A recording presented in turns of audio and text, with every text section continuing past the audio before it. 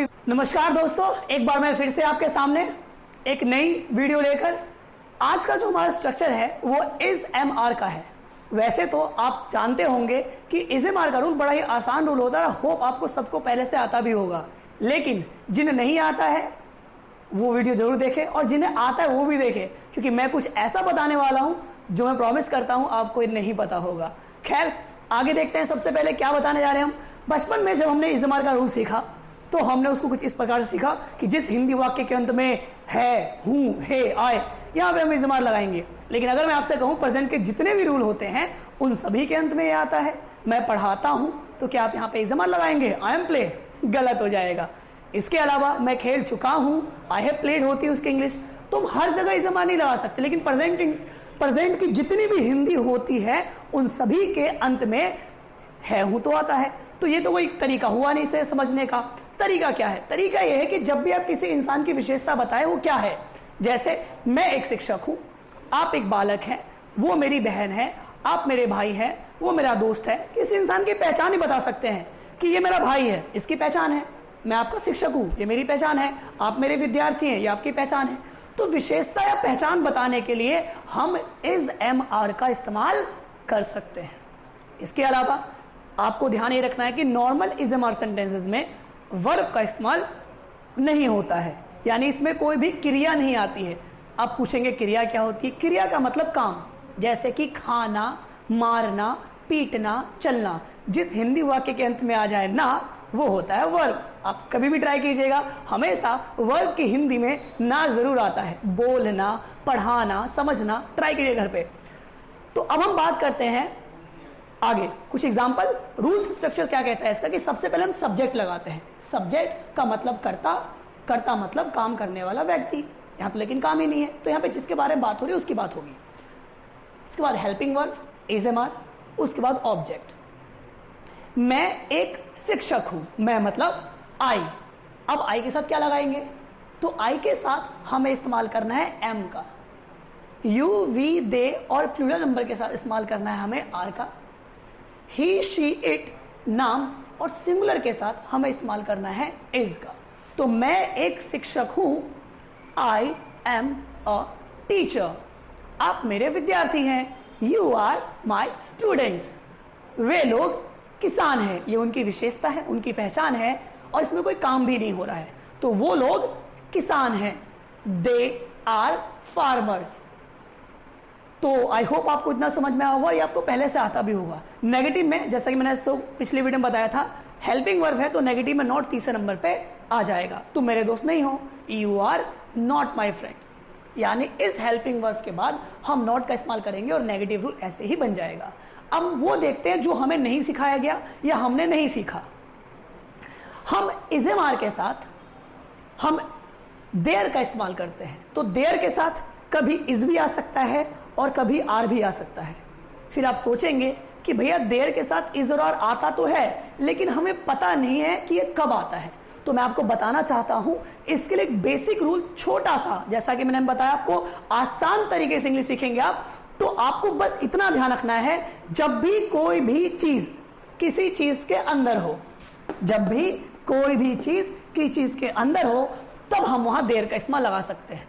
वैसे तो देयर का मतलब वहां होता है, लेकिन इस कंडीशन में देयर का मतलब वहां नहीं होता है, यहां पे सब्जेक्ट की तरह काम करता है। मैंने बोला कि जग में पानी है।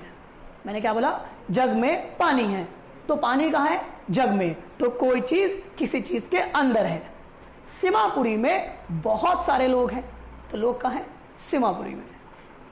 मेरी क्लास में, आप कह सकते हैं जो मैं पढ़ाता हूं, क्लास में बहुत सारे विद्यार्थी हैं, तो विद्यार्थी कहां है? क्लास में। तो जब भी कोई भी चीज किसी चीज के अंदर हो तो हम वहां पर देयर का इस्तेमाल कर सकते हैं। अब देयर के साथ इज लगाना है, आर लगाना है, डिपेंड करता है उसमें कितनी चीजें हैं। अगर एक है, सिंगुलर है, तो हम उसमें इसका इस्तेमाल करेंगे, और ज्यादा है तो आर का इस्तेमाल। जैसे मैंने कहा भारत में बहुत सारे लोग हैं, लोग कहां है? भारत में। तो देयर के साथ हम इज नहीं लगाएंगे, हम लगाएंगे are. There are many people in India. Jug में पानी है, पानी कहां है? जग में। तो there is water in jug. तो वाटर कहां पे है? जग में। There is a tiger in village. Tiger कहाँ है? गांव में। गांव में एक शेर है। तो ऐसे सेंटेंस के लिए जब कोई चीज किसी चीज के अंदर हो तो हम वहां पर हम देयर का इस्तेमाल कर सकते हैं। एक हो तो इज और एक से ज्यादा हो तो आर। ठीक इसी प्रकार से पास्ट में is am are was were में चेंज हो जाता है और बाकी चीजें वही रहती हैं। जैसे हम प्रेजेंट में विशेषता बताते हैं, पहचान बताने के लिए हम इज एम आर का इस्तेमाल करते हैं, ठीक इसी प्रकार से पास्ट की विशेषता बताने के लिए, पहचान बताने के लिए हम वॉज वर का इस्तेमाल करते हैं। तुम लोग मेरे दोस्त थे, हो नहीं अब, तो तुम मेरे दोस्त थे। तो यू, अब यू के साथ वॉज लगाए, वर लगाए, तो मैंने लिस्ट दे रखी है। ही, शी, इट, नेम और सिंगुलर के साथ हम ही का इस्तेमाल करते हैं। यू, वी, दे और आई के साथ प्लूरल के साथ हम सॉरी यहां पर हम आई के साथ वॉज का इस्तेमाल करते हैं।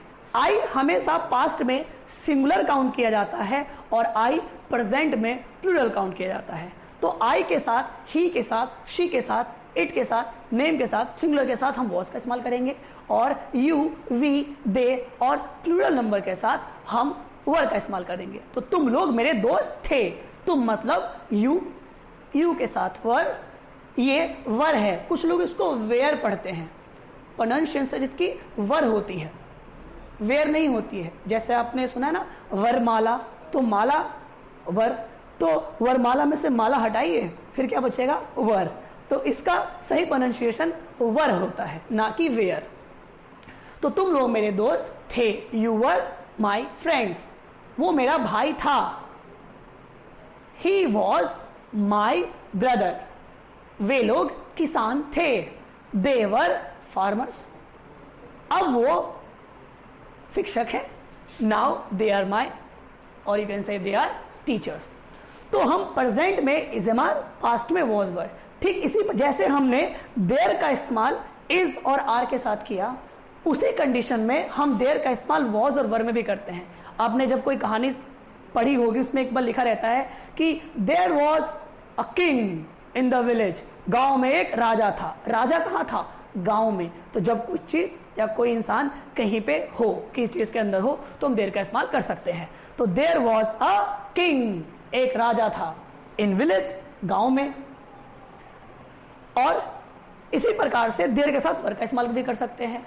गांव में बहुत सारे लोग थे, there were many people in village. I hope आपको कुछ नया पता लगा होगा और थैंक यू सो मच मेरी वीडियो को फॉलो करने के लिए। और मैं एक बार फिर से हाथ जोड़ के रिक्वेस्ट करूंगा कि अगर आपको मेरी वीडियो अच्छी लगती है और आप कुछ मुझसे सीखते हैं तो आप मेरे चैनल को सब्सक्राइब कीजिए और ऐसे ही मुझे प्यार देते रहिए। नमस्कार।